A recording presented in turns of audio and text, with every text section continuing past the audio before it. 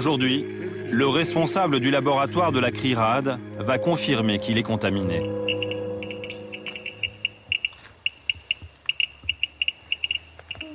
« 1,5 microsievert par heure. Les milliers de mètres cubes de stériles contenus dans ce sous-sol présentent un risque pour la santé des personnes qui travaillent ici.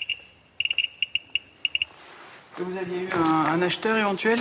Oui, j'avais un acheteur éventuel, mais bon, il m'avait dit que moi, comme je suis classé au fichier sur en mairie au niveau des terrains pollués, je ne peux pas le vendre tel qu'il est là. Et vous avez essayé d'en parler à Areva ou de manière... J'en ai parlé notamment à Areva, et puis ils m'ont dit si vous le vendez à ce moment, on va dépolluer. Mais bon, on ne peut pas trouver un vendeur avant que ça soit dépollué, on ne peut pas mettre la charrue avant les bœufs. Il faut commencer par dépolluer, après on peut trouver peut-être un acquéreur. Bon, on y va? Aujourd'hui, ce chef d'entreprise a l'impression d'avoir été berné par la COGEMA. Dans les années 1970, il a récupéré avec son père des milliers de mètres cubes de stériles sur lesquels repose son local. Donc tout ça, là, toute cette partie s'est remblayée en stérile? Toute cette partie, oui, qui est même un peu au-dessus. Donc vous avez, vous voyez la hauteur. C'était une aubaine de trouver du remblai à bon marché, quoi, pour remblayer le... Sinon, je me demande si ça aurait été possible de le faire autrement, de remblayer un truc comme ça. Mais Areva le vendait ou le donnait? Bon non, il le donnait à une époque, et puis après il y a eu... Bon, mais... Ça, je sais peut-être pas... On avait peut-être... après, il fallait donner un petit quelque chose à la fin, mais bon, disons que c'était pas cher relativement pour du remblai, c'est vrai. Bon, si on avait su ça, on n'aurait pas été le chercher. Hein. Comme Patrick Chabrier, de nombreux habitants regrettent d'avoir accepté les largesses de la COGEMA. Enfin, vous êtes quand même coincé, vous. On est coincé avec ça, parce que on peut ni vendre ni rien faire, quoi. Dès qu'on trouve une solution, et puis c'est pas...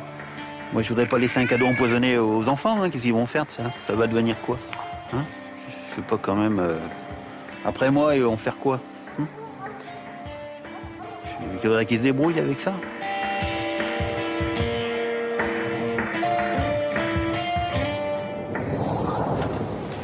Après sa journée de recherche, Arlette Mosson va mettre à jour sa carte radioactive.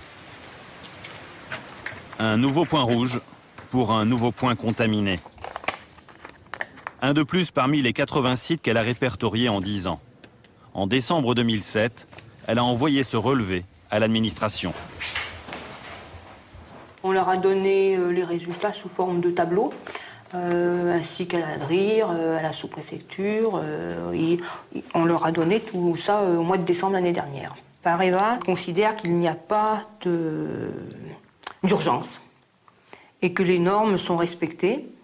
Voilà. Et nous, on considère qu'il y a quand même des valeurs qui sont très importantes par rapport à la valeur naturelle. Que pense l'ADRIR, le gendarme de l'environnement régional, de ces valeurs bien supérieures à la radioactivité naturelle? Nous sommes allés à Lyon, rencontrer le responsable de l'État pour la région Rhône-Alpes. Philippe Ledenvic est aussi délégué de l'autorité de la sûreté nucléaire, la police du nucléaire en France. Nous lui présentons la carte d'Arlette. Du site de Saint-Priest que vous connaissez sûrement mieux que moi. Je suis même allé cet été, donc... En vacances? Non, pour le travail, donc justement, pour voir à quoi ça ressemblait. Et donc, sur chacun de ces sites, donc des évaluations de risque ont été conduites de cette façon. Et selon que le risque est supérieur à un certain seuil ou pas, les remblais ont été enlevés ou pas. La réponse qui est apportée sur faut-il ou pas déblayer les remblais, c'est naturellement par rapport au seuil d'un demi-millisievert qui est utilisé comme référence. 0,5 millisieverts, presque le double des 0,3 millisieverts sur un même lieu que recommande la Commission internationale de radioprotection. Une recommandation que la France est censée appliquer. Visiblement en Rhône-Alpes, la préfecture a fixé sa propre norme, bien au-dessus de ce seuil de tolérance. L'administration régionale chercherait-elle à sous-évaluer l'étendue des risques? Nous sommes allés dans l'Allier, un département voisin, lui aussi contaminé par les stériles de la mine de Saint-Priest-la-Prugne.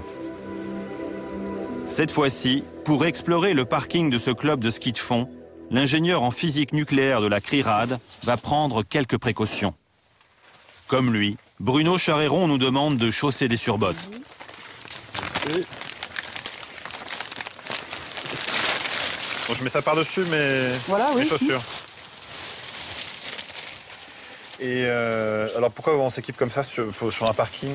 Comme on va donner quelques coups de pioche pour voir un petit peu la différence quand on s'enfonce dans le sol, on va mettre des surbottes et des gants pour que s'il y a de la poussière d'uranium, on n'en ramène pas sur les mains ni sur les pieds. Plus de 4000 chocs. Là, je sature encore, plus de 5000 chocs. Donc là, il y a un objet, il y a un caillou qui émet plus de 5000 chocs au contact. Et donc, en grattant, on peut monter beaucoup plus. Et ce genre de cailloux, en fait, il y en a absolument partout, sur ce parking, absolument partout, sur toute cette surface ici. Bruno Charéron va nous montrer ces cailloux à fleur de sol, qui contiennent ce fameux uranium de couleur jaune.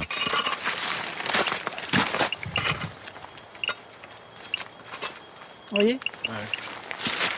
L'ingénieur va mesurer l'irradiation, c'est-à-dire l'impact sur le corps humain de ce caillou radioactif. Donc là, on commence à atteindre des doses quand même relativement élevées, là, j'imagine. Bah là, on est à plus de 20 microsieverts par heure.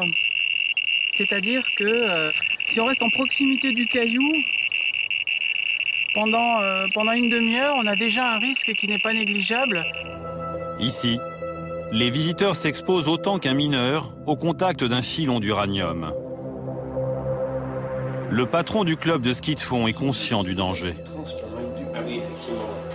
Il est fréquenté en fait toute l'année, donc il y a constamment des gens qui viennent ici, que ce soit des jeunes, des groupes qui sont des scolaires, des centres de loisirs, et le personnel est, je dirais, exposé à un danger permanent.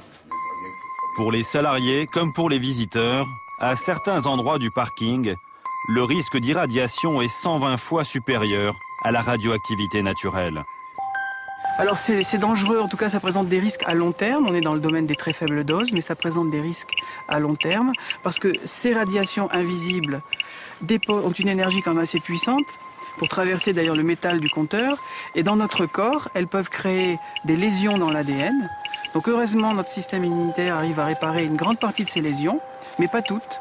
Et celles qui ne sont pas réparées peuvent conduire à des mutations dans l'ADN et à long terme, plusieurs décennies après l'exposition, à des cancers par exemple, mais également à d'autres types de pathologies. C'est pourquoi laisser dans l'environnement accessible au grand public des matériaux qui ont ce niveau de radioactivité et une radioactivité qui est éternelle. La période de l'uranium, c'est 4 milliards d'années.